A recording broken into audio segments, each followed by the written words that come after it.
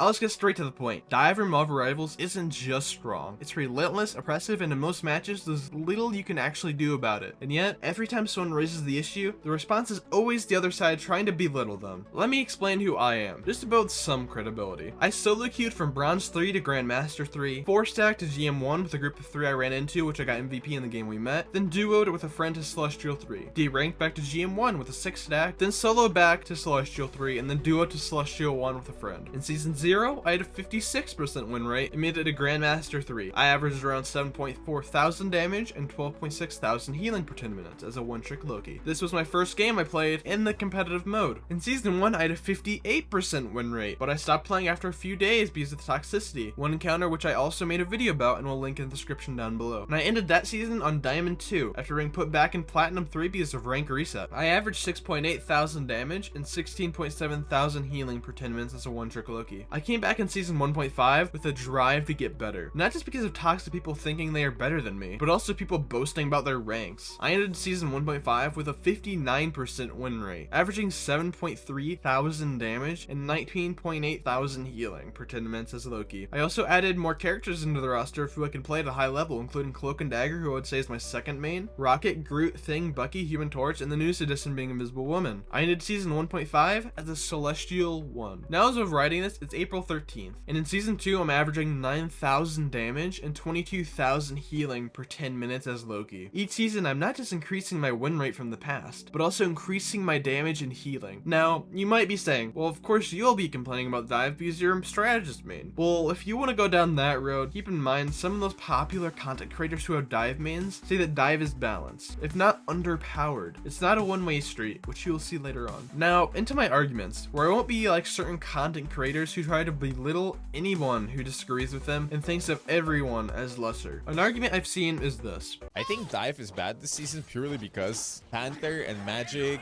and Spider-Man, I mean Spider-Man doesn't get affected as much because he flies a lot, but I genuinely believe that all of these characters are so bad because Hela is really OP and like you can just kill people across the map. But second of all, it's because just the thing exists. It's just the thing. This guy, you just slam the ground once, they can't play the game, bro. And even if you don't hit the slam, you can press E on your backline and just keep them alive. I mean, Namor usually gets banned and he's a big counter, but if Namor and the thing aren't banned, you can't play dive. It's just so hard to pull it off. First, you have to be really good at the game. Then you need to ban the thing and Namor. And if you're playing below diamond, just, you know, and you're not a god gamer, forget about it. The shift is so strong against divers. You can't play the game. No, you can't use any abilities. You just sit there. You just sit there and you take it.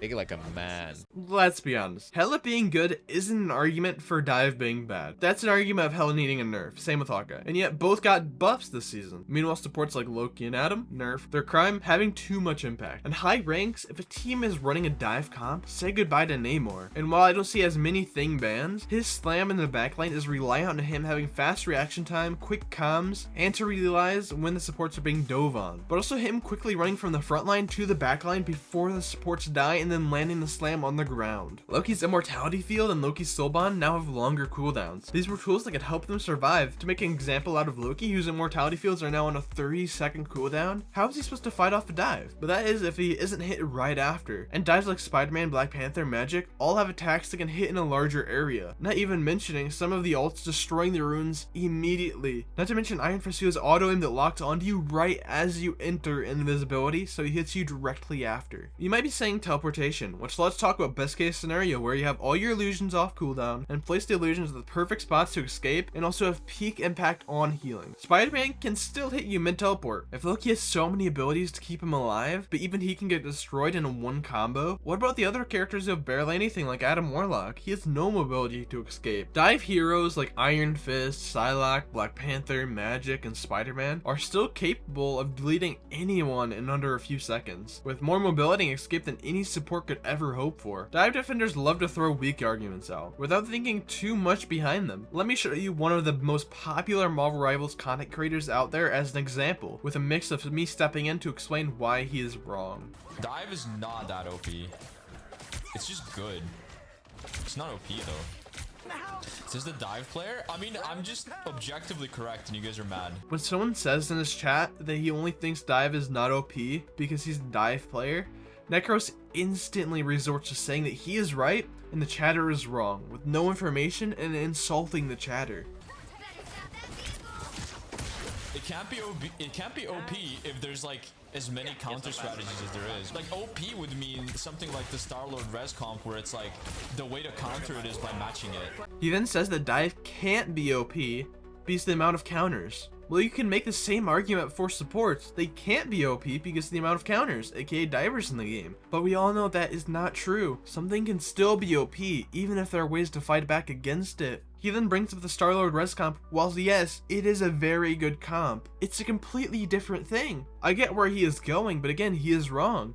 You have to counterpick to not get shredded by a dive. Even if you have the best healers in the game, not characters but best players playing healer in the game, it's still difficult. And he's comparing a team up ability with a solo character. That is an uneven comparison right there, which he's trying to make, which is a fragile argument. Yeah, people are asking for, like, the reason why people want a Spider-Man nerf is because they can't handle skillful dive characters ever being good in a game, in a hero shooter. They can't comprehend it. It needs to just be hit scan. Again, he insults the people on the other side of the argument. A dive being good doesn't mean it should be really strong. I personally like going against Magix. I don't think Magic is an unfair or unfun character to play against. Sure, I don't like going against her ult, but who doesn't like going against any ult? The AoE and hitbox strength on Spider is ridiculous. Okay, you're fucking stupid. Anyone who complains about the uppercut is like literally a Reddit frog, bro. That's how I know you're a Redditor. You're legitimately a Reddit. You actually didn't make that opinion up on your own. You read it on Reddit. You can't think for yourself. The uppercut is like it's just the least concerning problem about Spider-Man. And yet again, he starts off with an insult once another person in his chat makes a valid point against him. He doesn't debunk the claim, he instead says that the uppercut is the least concerning thing about Spider-Man. Okay, then that applies to the other things are more concerning than a move that has a short cooldown, which you can start off with 2 of, and that can cover a 4th if not a 3rd of an objective, dealing a good amount of damage to. Why does he think that's a point for him? Whatever you say. Okay, why do people not complain about the magic spin? It's actually even longer. It does a little bit less damage, but it's longer. Why do people not complain about the magic spin? It's because the animation matches it. Okay, he makes a valid point here, if you don't think too hard about it. He tries to make the comparison that since Magic's spin also has a long reach, the Spider-Man's uppercut is valid. Just because one thing is strong doesn't validate another thing being strong. If I wanted to make that comparison, I could say that Loki's immortality fields aren't strong because Adam can share damage with the rest of the team. He even tries to make the point, well, people are okay with Magic's because her animation shows it. Exactly. You're making the point against yourself. Spider-Man's uppercut, if it's only animation based, is only in front of him by maybe a couple feet, but it's a wide circle around him that can cover a large area. And sure, technically it's true that most characters have something. Sleep, invisibility, shields, CC, escape tools. But those tools are conditional at best. They require perfect timing, no latency, line of sight, and they can't already be on cooldown. If you miss even slightly, you're dead. Try landing asleep on a Spider-Man flying overhead. Try using a Luna Freeze on a speeding Black Panther. Or using a Thor push on Magic when she's invulnerable mid-port. Or stopping Iron Fist when he's flying at you through the air. And don't forget, Venom and Spider-Man can literally knock you out of your own healing abilities. You can't use your last ditch heal only to be launched into the air, completely wasting it. Dive isn't just high pressure, it's lethal and fast. Psylocke's left click combo deletes supports instantly, and her new team up ability makes that even worse. Magic phases in and out with immortality frames. Black Panther appears, kills, and vanishes. Spider-Man tosses players off the map, something every map in this game allows way too easily, and are at multiple spawned areas for easy spawn camping. And that's without support. Add Luna's Snowflake healing, Mantis's damage boost, or any other external buff, that's almost a guaranteed kill in most cases. These combos are instant, consistent, and unreachable, and unreactable, especially for supports who already have delayed telegraphed abilities with no team peel. I say delayed because every ability has some wait time to it before being being used. Like Loki has to play an animation of his hand swinging down to the ground before his runes spawn in the air. So even if you press the key, the second that Spider-Man comes on screen, the Spider-Man will still get to you before the animation finishes. But even if you don't get killed before that, he can still knock you out of it or ult and destroy the runes instantly, then killing you a second after. The dive argument always relies on what if. What if the support has their cooldowns? What if they time it right? What if they're not already mid-animation? What if the diver makes a mistake? But the diver only needs one thing.